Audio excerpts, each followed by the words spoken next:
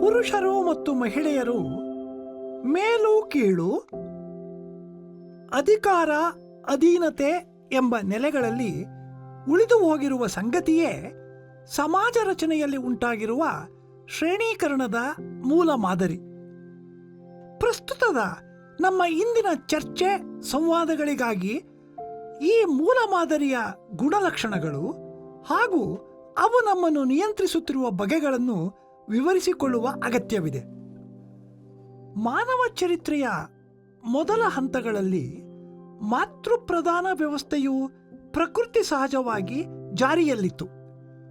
ಶಿಶುವಿನ ಜನನವನ್ನು ಹೆಣ್ಣು ದೇಹದ ನಿಗೂಢತೆ ಎಂಬಂತೆ ತಿಳಿಯಲಾಗಿತ್ತು. ಇದೇ ಕಾರಣಕ್ಕಾಗಿ ಸಮುದಾಯದ ಎಲ್ಲರೂ ಹೆಣ್ಣನ್ನು ಗೌರವದಿಂದ, ಅದಕ್ಕಿಂತಲೂ ಮಿಗಿಲಾದ ಭಯದಿಂದ ನೋಡುವಂತೆ ಆಗಿತ್ತು. ಮಾನವರ ಮಿದುಳಿನ ವಿಕಾಸ ಹಾಗೂ ಜೀವನ ಶೈಲಿಗಳಲ್ಲಿ ಆದ ಬದಲಾವಣೆಗಳ ಕ್ರಮದಲ್ಲಿ ಸಂತಾನದ ನಿಗೂಢತೆಯ ಅರಿವೂ ಕೂಡ ಆಗತೊಡಗಿತು. ಇದು ಪುರುಷರಿಗೆ ಹೆಚ್ಚಿನ ಪ್ರಾಬಲ್ಯವನ್ನು ಒದಗಿಸಿದ ಚಾರಿತ್ರಿಕ ಬಿಂದುವೇ ಆಯಿತು. ಈ ವೇಳೆಗಾಗಲೇ ಅವಳ ಗಳಿಕೆ ಹಾಗೂ ಅವಳ ಚಲನೆಗಳ ಮೇಲೆ ನಿಯಂತ್ರಣಗಳನ್ನು ಹೇರುವ ಅವಕಾಶಗಳು ಪುರುಷನಿಗೆ ಲಭ್ಯವಾಗಿದ್ದವು. ಮಹಿಳೆಯ ಸಂತಾನ ಶಕ್ತಿಯನ್ನು ಅಧೀನಕ್ಕೆ ಪಡೆದರೆ ಅವಳನ್ನೇ ಇಡಿಯಾಗಿ ಅಧೀನಕ್ಕೆ ಪಡೆಯಬಹುದು ಎಂಬುದು ಪುರುಷನಿಗೆ ಈಗ ಹೊಳೆದು ಬಿಟ್ಟಿತು. ನಿಧಾನವಾಗಿ ಪಿತೃಪ್ರಧಾನತೆಯು ಮಾತೃಪ್ರಧಾನತೆಯನ್ನು ಬದಿಗೆ ಸರಿಸಿ ತನ್ನ ಅಧಿಕಾರವನ್ನು ಸ್ಥಾಪಿಸುವುದೂ ಸಾಧ್ಯವಾಯಿತು. ಈ ಚರಿತ್ರೆಯನ್ನು ವಿವರಿಸಲು ಇಲ್ಲಿ ಅವಕಾಶವಿಲ್ಲ. ಸಂಪನ್ಮೂಲಗಳ ಮೇಲೆ ಸಂಪೂರ್ಣವಾಗಿ ತಮ್ಮದೇ ಅಧಿಕಾರವನ್ನು ಸ್ಥಾಪಿಸಿಬಿಡಲು ಪುರುಷರಿಗೆ ಅನುಕೂಲವಾಗುವ ಚಾರಿತ್ರಿಕ ಸಂದರ್ಭಗಳು ಒದಗಿ ಬಂದವು. ಸಂಪನ್ಮೂಲಗಳ ಮೇಲಿನ ಹಿಡಿತ ಎಂಬುದು ಚಕ್ರಗತಿಯಲ್ಲಿ ಸಾಗಿದರೆ ಅದು ಒಂದಲ್ಲ ಒಂದು ಹಂತದಲ್ಲಿ ಮತ್ತೆ ಮಹಿಳೆಯರ ಹಿಡಿತಕ್ಕೆ ಬರುತ್ತಿತ್ತೋ ಏನೋ. ಆದರೆ ಹೀಗಾಗಲಿಲ್ಲ. ಒಮ್ಮೆ ದಕ್ಕಿದ ಹಿಡಿತವು ನಿರಂತರವಾಗಿ ನೇರಗತಿಯಲ್ಲಿ ಸಾಗುವಂತೆ ಮಾಡುವ ಒಂದು ಮುಖ್ಯ ತಂತ್ರಗಾರಿಕೆಯು ಪುರುಷರ ಕೈಗೆ ದಕ್ಕಿತು. ಸಂತಾನ ಸೃಷ್ಟಿಯಲ್ಲಿ ಮಾತೃವಿನಷ್ಟೇ ಪ್ರಮುಖವಾದ ಪಾತ್ರ ಪಿತೃವಿಗೂ ಇದೆ ಎಂಬ ಅರಿವು ಬಂದ ಮೇಲೆ ಪುರುಷನಿಗೆ ತನ್ನ ಈ ಪಾತ್ರವನ್ನೇ ಪ್ರಧಾನ ತಂತ್ರವಾಗಿ, ಅಧಿಕಾರದಂಡವಾಗಿ ಬಳಸುವ ತಂತ್ರಗಳೂ ಹೊಳೆದು ಅವು ವಿಕಸನಗೊಂಡವು. ಸ್ಥೂಲವಾಗಿ ಇಲ್ಲಿಂದಲೇ ಪಿತೃಪ್ರಧಾನ ವ್ಯವಸ್ಥೆಯು ಬಲಗೊಳ್ಳುತ್ತಾ ಬಂದ ಕಥೆಯು ಮೊದಲಾಗುತ್ತದೆ. ಈ ತಂತ್ರಗಾರಿಕೆಯನ್ನು ಕೇಟ್ ಮಿಲೆಟ್ ಲೈಂಗಿಕತಾ ರಾಜಕಾರಣ ಎಂದು ಸ್ಪಷ್ಟವಾಗಿ ಗುರುತಿಸಿದಳು. Sexual politics. ಇದರ ವಿವರಗಳಿಗೆ ಹೋಗದೆ ಪಿತೃಪ್ರಧಾನ ವ್ಯವಸ್ಥೆಯು ತನ್ನ ಅಧಿಕಾರದ ಆಶಯಗಳನ್ನು ಭದ್ರವಾಗಿ ನೆಲೆಗೊಳಿಸಿ ಅವನ್ನು ತಲೆಮಾರುಗಳಲ್ಲಿ ನಿರಂತರವಾಗಿ ಮುಂದುವರೆಸಿಕೊಂಡು ಹೋಗುವಂತೆ ಮಾಡಿದ ಸಂಗತಿಗಳು ಯಾವುವು ಎಂಬುದನ್ನು ಗಮನಿಸುವುದು ನಮ್ಮ ಇಂದಿನ ಚರ್ಚೆ ಮತ್ತು ಸಂವಾದಗಳಿಗೆ ಅಗತ್ಯವಾದ ಆಧಾರವಾಗಿದೆ. ಅದರಲ್ಲಿ ಬಹಳ ಮುಖ್ಯವಾದುದು ಸಮಾಜದ ಎಲ್ಲರೂ, ಮಹಿಳೆಯರು ಮಾತ್ರವಲ್ಲ ಪುರುಷರೂ ಕೂಡ ಪುರುಷ ಪ್ರಧಾನತೆಯ ಆಶಯಗಳಿಗೆ ಯಾವ ಧಕ್ಕೆಯೂ ಬಾರದಂತೆ ಬದುಕಲೇಬೇಕಾದಂಥ ಅನಿವಾರ್ಯವಾದ ಪರಿಸ್ಥಿತಿಯನ್ನು ಉಂಟು ಮಾಡುವುದು. ಇದನ್ನು ಆಗು ಮಾಡಲು ಮೊದಲಿಗೆ ಸಮಾಜದ ಎಲ್ಲರೂ ಇದನ್ನು ಒಪ್ಪಿಕೊಳ್ಳುವಂತೆ ಮಾಡುವ ಕಠಿಣ ತರಬೇತಿಯನ್ನು ನೀಡಬೇಕಾಗುತ್ತದೆ. ಇದರಲ್ಲಿ ಯಾರಿಗೂ ಆಯ್ಕೆಯೇನೂ ಇರುವುದಿಲ್ಲ. ಏಕೆಂದರೆ ಮಗುವು ಈ ಲೋಕಕ್ಕೆ ಇಳಿದ ಕ್ಷಣದಿಂದಲೇ ಈ ತರಬೇತಿಯ ಪಾಠಗಳು ಮೊದಲಾಗುತ್ತವೆ. ಕುಟುಂಬ, ಮನೆಯಾಚೆಗಿನ ಪರಿಸರ, ಸಾರ್ವಜನಿಕ ವಲಯದ ಎಲ್ಲ ಸಾಂಸ್ಥಿಕ ರಚನೆಗಳು ಹಾಗೂ ಜ್ಞಾನ ವಲಯಗಳು ಸೇರಿದಂತೆ ಈ ತರಬೇತಿಯು ವಿಸ್ತರಿಸಿಕೊಳ್ಳುತ್ತಲೇ ಹೋಗುತ್ತದೆ. ನಿಲುಗಡೆಯೇ ಇಲ್ಲದ ಈ ತರಬೇತಿಯ ಪ್ರಭಾವದಲ್ಲಿ ಎಲ್ಲ ಸ್ತ್ರೀ ಪುರುಷರ ದೇಹ, ಮನಸ್ಸು ಹಾಗೂ ಬುದ್ಧಿಗಳು ಈ ಕಲಿಕೆಯನ್ನೇ ತಮ್ಮ ಸಹಜ ಪ್ರವೃತ್ತಿಗಳು, ನಿಜದ ಸಂವೇದನೆಗಳು ಎಂದು ನಂಬಿಬಿಡುತ್ತವೆ. ಅವರ ಬದುಕುವ ರೀತಿ ನೀತಿಗಳು ಈ ನಂಬಿಕೆಯನ್ನೇ ಆಧರಿಸಿ ರೂಪುಗೊಳ್ಳುತ್ತವೆ. ಹೆಣ್ಣು ಬದುಕನ್ನು ಅರ್ಥ ಮಾಡಿಕೊಳ್ಳುವ, ಅವಳ ಬದುಕು ಎದುರಿಸುತ್ತಿರುವ ಸಾಮಾಜಿಕ ಸಮಸ್ಯೆಗಳನ್ನು ಪರಿಹರಿಸುವ ನಿಟ್ಟಿನಲ್ಲಿ ಆರಂಭವಾದ ಸ್ತ್ರೀವಾದಿ ಚಿಂತನೆ ಹಾಗೂ ಹೋರಾಟಗಳು ಮೊದಮೊದಲಲ್ಲಿ ಹೆಣ್ಣು ಬದುಕಿನ ಎಲ್ಲ ಕಷ್ಟಗಳಿಗೂ ಪುರುಷರೇ ಕಾರಣ ಎಂದು ತಿಳಿದಿದ್ದೂ ಹೌದು. ಸ್ತ್ರೀವಾದವು ಮಾಗುತ್ತಾ ಬಂದಂತೆ ಇಂದು ಮಹಿಳೆಯರಂತೆಯೇ ಪುರುಷರೂ ಕೂಡ ಈ ಪಿತೃಪ್ರಧಾನ ವ್ಯವಸ್ಥೆಯ ಆಟದಲ್ಲಿ ಉರುಳುವ ದಾಳಕ್ಕೆ ತಕ್ಕಂತೆ ನಡೆಯುವ ಕಾಯಿಗಳಷ್ಟೇ ಎಂಬುದನ್ನು ಮನಗಂಡಿದೆ. ಇದು ಒಂದು ವಿಸ್ತಾರವಾದ ಚರ್ಚೆಯನ್ನು ಬೇಡುವ ಮಾತು. ಸಾಧ್ಯವಾದರೆ ನಮ್ಮ ಸಂವಾದಗಳಲ್ಲಿ ಇದನ್ನು ಪ್ರಸ್ತಾಪಿಸಬಹುದು. ಸದ್ಯಕ್ಕೆ ಸ್ತ್ರೀ ಸಂವೇದನೆ ಮತ್ತು ಪುರುಷ ಸಂವೇದನೆ ಎಂಬ ಪರಿಭಾಷೆಗಳನ್ನು ವಿವರಿಸಿಕೊಳ್ಳೋಣ. ಒಂದು ಚಾರಿತ್ರಿಕ ಘಟ್ಟದಲ್ಲಿ ಮಹಿಳಾ ಸಮುದಾಯಕ್ಕಿಂತಲೂ ಪುರುಷ ಸಮುದಾಯವು ಹೆಚ್ಚು ಪ್ರಬಲಗೊಂಡು ನಿಲ್ಲುವ ಅವಕಾಶಗಳು ನಿರ್ಮಾಣವಾದವು ಎಂಬುದು ಹೌದು. ಆದರೆ ಈ ಅವಕಾಶವನ್ನು ಕಳೆದು ಹೋಗದಂತೆ ಕಾಪಾಡಿಕೊಳ್ಳಲು ಪುರುಷರು ಮಹಿಳೆಯರ ಮೇಲೆ ಹಲವು ಬಗೆಯ ನಿಯಂತ್ರಣಗಳನ್ನು ಹೇರಿದರು ಎಂಬುದೂ ನಿಜವೇ. ಹಲಕೆಲವು ಪುರುಷರು ಹಲಕೆಲವು ಮಹಿಳೆಯರ ಮೇಲೆ ಬಲವನ್ನು ಪ್ರಯೋಗಿಸಿದರು ಎಂಬಂತೆ ಆಗಿದ್ದರೆ ಯಾವ ಆಶ್ಚರ್ಯವೂ ಇಲ್ಲ. ಆದರೆ ಪುರುಷ ಸಮುದಾಯದ ಎಲ್ಲರೂ ಮಹಿಳಾ ಸಮುದಾಯದ ಎಲ್ಲರ ಮೇಲೂ ಸಾರಾಸಗಟಾಗಿ ಈ ನಿಯಂತ್ರಣವನ್ನು ಪಡೆಯಲು ಸಾಧ್ಯವಾದದ್ದು ಹೇಗೆ ಎಂಬುದು ಮಾತ್ರ ನಿಗೂಢವಾದ ಪ್ರಶ್ನೆ.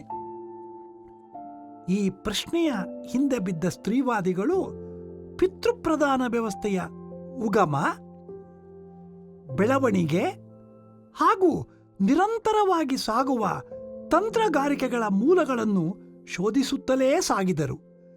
ಈ ಚರಿತ್ರೆಯ ಎಲ್ಲ ವಿವರಗಳನ್ನು ಪ್ರಸ್ತಾಪಿಸುವ ಸಮಯ ಇದಲ್ಲ. ಹಲವು ಓದುಗಳಲ್ಲಿ, ಸಂವಾದಗಳಲ್ಲಿ ಈ ಮಾಹಿತಿಗಳನ್ನು ಪಡೆಯುವುದು ಕಷ್ಟವೂ ಅಲ್ಲ. ಸ್ತ್ರೀ ಸಂವೇದನೆ ಎಂಬ ಪರಿಭಾಷೆಯನ್ನು ವಿವರಿಸಲು ಇಷ್ಟು ದೀರ್ಘವಾದ ಹಿನ್ನೆಲೆ ಅಗತ್ಯವೇ ಎನಿಸಿರಬಹುದು. ಕ್ಷಮಿಸಿ, ಮಹಿಳಾ ಸಮುದಾಯದ ಪ್ರಸ್ತುತ ಸಾಮಾಜಿಕ ಪರಿಸ್ಥಿತಿಯನ್ನು ಅರಿಯಲು, ವ್ಯಕ್ತಿಗತವಾಗಿಯೂ ಒಬ್ಬ ಮಹಿಳೆಯು ಎದುರಿಸುವ ಬದುಕಿನ ಸಂದರ್ಭಗಳು ಏಕೆ ಸಂಕೀರ್ಣವಾಗಿಯೇ ಇರುತ್ತವೆ ಎಂಬುದನ್ನು ತಿಳಿಯಲು, ಮಾನವ ಚರಿತ್ರೆಯಲ್ಲಿ ಪಿತೃಪ್ರಧಾನ ವ್ಯವಸ್ಥೆಯ ಉಗಮ, ಬೆಳವಣಿಗೆಯ ಚಾರಿತ್ರಿಕ ಹಂತಗಳನ್ನು ವಿವರಿಸಿಕೊಳ್ಳುವುದು ಅನಿವಾರ್ಯವೇ ಆಗುತ್ತದೆ.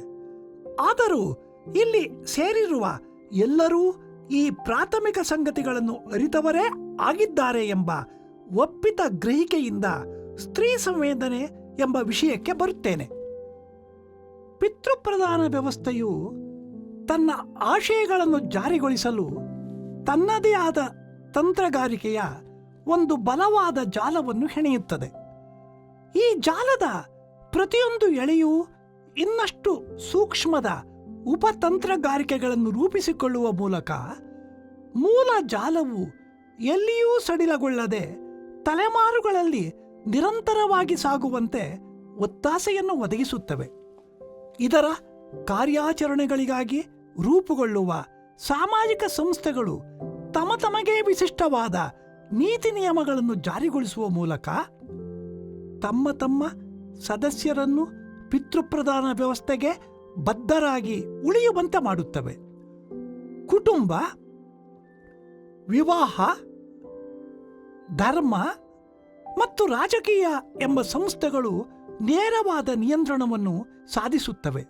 ಉಳಿದ ಸಾರ್ವಜನಿಕ ವಲಯದ ಎಲ್ಲ ಸಾಂಸ್ಥಿಕ ರಚನೆಗಳು ಈ ಮೂಲ ನಿಯಮಗಳ ಪಡಿಯಚ್ಚಿನಂತೆಯೇ ಕೆಲಸ ಮಾಡುತ್ತವೆ. ಶಿಕ್ಷಣ, ಕ್ರೀಡೆ ಹಾಗೂ ಇತರ ಮನೋರಂಜನೆಯ ವಲಯಗಳ ಮಾತಿರಲಿ, ಸಾಹಿತ್ಯ, ಕಲೆ ಎಂಬ ಸೃಜನಶೀಲ ಅಭಿವ್ಯಕ್ತಿಗಳೂ ಕೂಡ ಸಾಂಸ್ಥಿಕ ರಚನೆಗಳೇ ಆಗಿಬಿಡುತ್ತವೆ. ಬರಹಗಾರರು, ಕಲಾವಿದರು ತಮ್ಮ ಸೃಜನಶೀಲತೆಯನ್ನು ವೈಯಕ್ತಿಕವಾದದ್ದು ಎಂದೇ ನಂಬುತ್ತಾರೆ.